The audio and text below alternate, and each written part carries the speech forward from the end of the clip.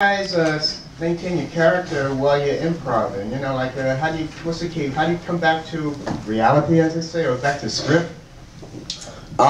Ruben would keep us grounded. I mean, we improv'd a lot, and Danny and I really had a good chemistry. We didn't know each other before the film. We knew of each other, but we really hit it off, and we would get really like into the improv and kind of go crazy. And Ruben would kind of have to be like a parent in a way, and he'd be like, "All right, guys, settle down. You're getting off track and being crazy." Like we would just say the craziest stuff. So Ruben kind of helped us, police a little bit, like how far and how crazy we got. But yeah, it was really fun. It was one of the funnest times I've ever had working with Danny, and we really went crazy. Yeah, and like all the improv, this script was really tight and was in good shape. So when when everything's there and the characters are there, it just kind of gives you the confidence to be able to just push the comedy and not necessarily have to like be improving to find the scene. So we already had a good base to start with. So a lot of the improv. We get it, Danny. You get it, Aziz? Ask Aziz a question.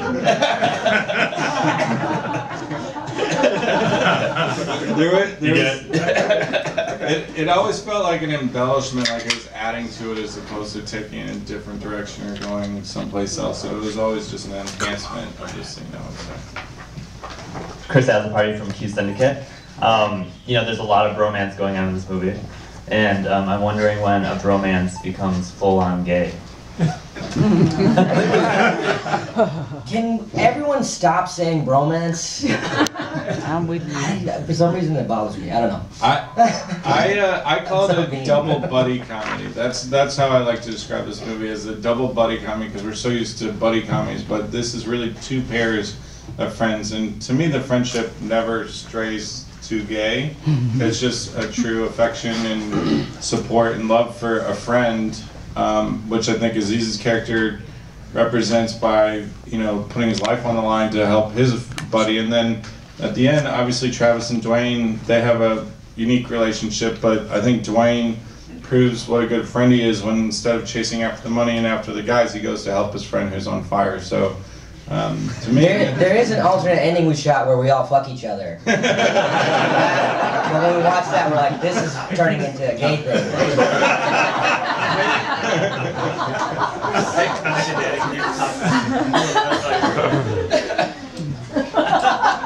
Is that on a DVD, do they? Hopefully.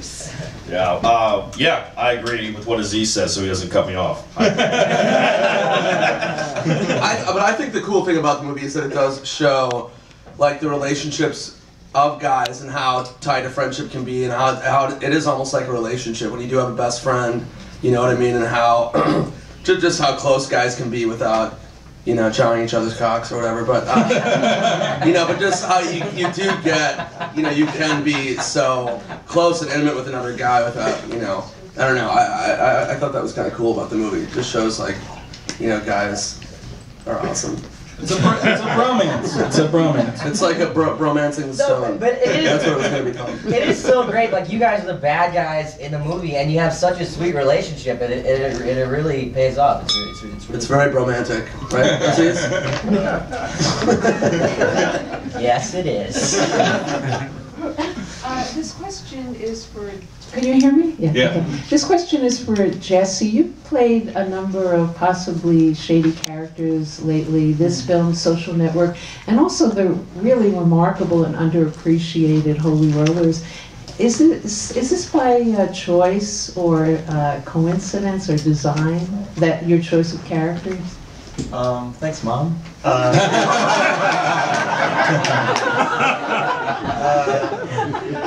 No, I mean, all those characters had like a real, inner life. Even though the movies look differently, all the characters have like, they're going through something real, experiencing in a realistic way. This one is very heightened because he's experiencing this like mortal fear at every moment. But it's all. It's all the same to me, which is like, kind of treating something realistically and experiencing whatever the character's experiencing in in a given moment. Were you guys nervous about making a comedy about such a sort of dark subject, especially when this was based on a real life incident which did not have such a happy ending? When I got the script, at least, I thought it was this amazing way that, this premise set up, gave this incredible opportunity for my character and for Aziz's character to be forced to rob a bank. So it seemed like all the great comedy in the script for us came out of, how these guys would realistically have to rob a bank, and the bomb was kind of the best vehicle and device for that storyline. I mean, when I first read the script, I was like, how is this gonna like work? And but the people behind it, like Ruben, is amazing, and the producers Ben Stiller and Stuart Kornfeld. I just felt like in their hands, they're gonna really, I trusted them a lot. You know what I mean? And as far as the incident, I mean, it's so different. It wasn't like, oh my gosh, this is like verbatim what happened. It was so far from it that it didn't really. I don't think it rubbed any of us. That would be Aziz's phone. That's my text message sound. Sorry about that. Not professional. Very jovial text message noise, though. It's the horn if you have an iPhone. It's better than the marimba one. Switch it. It's better. Danny, once again, you have treated our delicate sensibilities to ear-blistering filth. You're welcome. I'm just wondering if you're like a virtuoso of profanity in your private life, and if you, what is your language in your private life? I speak fluent Spanish. No, I mean, this is just weird. I just like lowbrow, dirty, juvenile humor, and so some of the projects that I take on tend to have that flavor, but it's not really a flavor that I don't like call my mom and say, hey, what the fuck's happening? That's not respectful. I have a question for the actors and one for Ruben. For the actors, there's a great scene with Nick and Danny's character where they argue about the mood music that they have to listen to get ready for something. I was wondering, when it came to getting in the mood or getting the right frame of mind for your big action scenes, did you do anything differently? Did you listen to any specific kind of music? What did you do to get prepared for that? And for the director, I won't give away any spoilers, but there's a great... I've seen the movie. for people who haven't seen the movie. The question is, there's a great nod to a Ghostbusters costume, one of the characters. I was wondering if there was... In this movie or the Zombieland?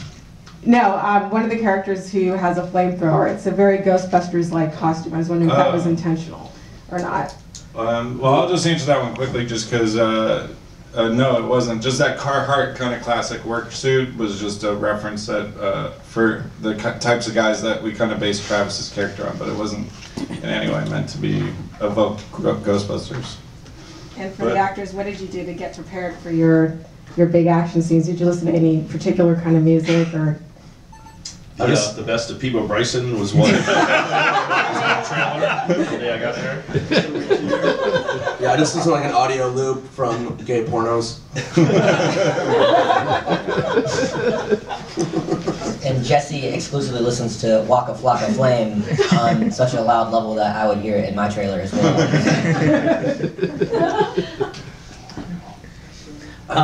For Ruben, sort of picking up on the last question, both your movies do riff on pop culture significantly. You go into each movie with a set screening list for the actors to watch of movies that you know you're going to be referencing, or that you yourself go back and check on before you embark on production? Definitely for me, the way I learn about movies and get inspired to think of ideas for movies is by watching existing movies, and for this one, and it's kind of it's not too, hopefully it doesn't turn out as derivative, more as like a filtering process, but I watched every bank robbery movie there was and made sub-clips of like the bank robbery from Heat or the bank robbery from, Point Break or whatever, and just, I had like 20 of them and would watch them. I think I shared them with you guys a little bit before we went and did it.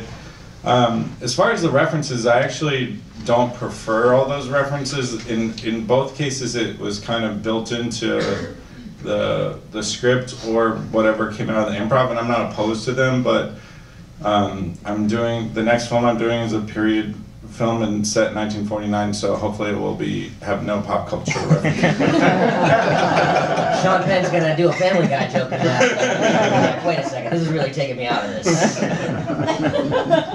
guys, I'd like to know about the action scenes, particularly in the cars and the chases, and learning, and for Jesse, learning how to drive like that. Thanks. I actually had to unlearn all the rules that I was taught because we were, asked to just drive recklessly. We were surrounded by 25 stunt drivers who had to react to anything we did. And the way Ruben wanted to shoot it was in the spirit of the movies that our characters like and reference against his will. Like French Connection. Yeah, it was all the intention with the action of the car chase was, now there's all these pursuit arms and cool cameras that can kind of like Fast and Furious style make really cool car chases, and I like purposefully wanted it to feel retro, and so we didn't do anything tricky with the car chases and kind of use the same mounts and angles that they would use in a a movie from the genre, kind of the era that a lot of these Beverly Hills Cop and Lethal Weapon and those types of movies. So even though we had this fancy, they're called a pursuit arm, it's a Porsche, I don't know if you've seen them, with like a 8-foot jib on the roof that can like do crazy moves and fly around. I told them like, just keep it still and like don't move it and follow them, and we just use it as a mount for the tracking shots. But yeah, as to Jesse's driving, he really is actually a phenomenal driver, and pretty much most of that car chase is him driving himself. And we like now they tow cars, and we didn't do much of that at all. It was a lot of free driving, and then even on like in the scrapyard when he rips out and does donuts, and when he pulls over on the side of the road and screeches, like that's all Jesse. He's just a really talented driver, which I don't know how he developed that talent, but he's really good at it. Thanks. You were a tad horrified, Ruben, in the junkyard. Yeah, no, he scared me. Yeah, no, he would scare me on a daily basis because I really thought he put the car through like a giant piece of metal. Like, that scrapyard is just filled with things that can kill you, and he really, it didn't appear like he had control when he'd be driving away, and I just thought, at least for Aziz's sake, It actually, it is Jesse in the car, but in the passenger seat, it's not me. It's actually Jamie Foxx, and they CGI'd my face. Super close, because I was too scared. So I have a question for the actors. You guys were hilarious. How are you able to keep a straight face during filming the movie? I mean, I was laughing all the time. Yeah, Nick didn't. Is the answer to that one? I was really bad. I was constantly laughing. I mean, we improvised so much, and Danny and I got into this habit of like trying to just say the craziest shit to make each other laugh. So I was the worst at it for sure. I was constantly laughing. But I mean, luckily, it's a movie. It's not all filmed live in one take, so we can stop and start over. But I definitely was the worst at laughing. This is a question for Ruben and anyone else who'd like to chip in. What do you think are the basic elements that turn an action comedy into a classic? That's a great question. I don't know if it's something that can necessarily be accomplished in the making of it. I think everyone aspires to make the best version of the movie that they can. I think ultimately it will be decided by the audience and how it's perceived, because there's some action comedies that I think if we were to rewatch today, maybe we wouldn't rate, but they're just so beloved from our youth, and I'm sure there's great ones that were underappreciated that we're less familiar with. So hopefully this will go down in the classic category. I think it has the potential to, but ultimately I think it'll be decided by the audience. I mean, one thing I think is that what I love about this movie is that you have Ruben, who's such a great director and has such a great sense of filmmaking and such a cool style, and then you have us knuckleheads in there just kind of being goofy. And I think that to me is what makes the movie just so great, is you really have a great director, and he let his actors be comedic and be who they are and bring what they did to the role. I mean, he never directed us in the sense that he was like, oh no, like to say this joke. Like he just was like, do your thing, I'm gonna do my thing, and then I think they really came together in a great way. And make sure there's a lot of profanity. That was the one thing I kept saying. Say more bad words. Specifically, you said more poopy talk. Yeah, more. That's a quote. This question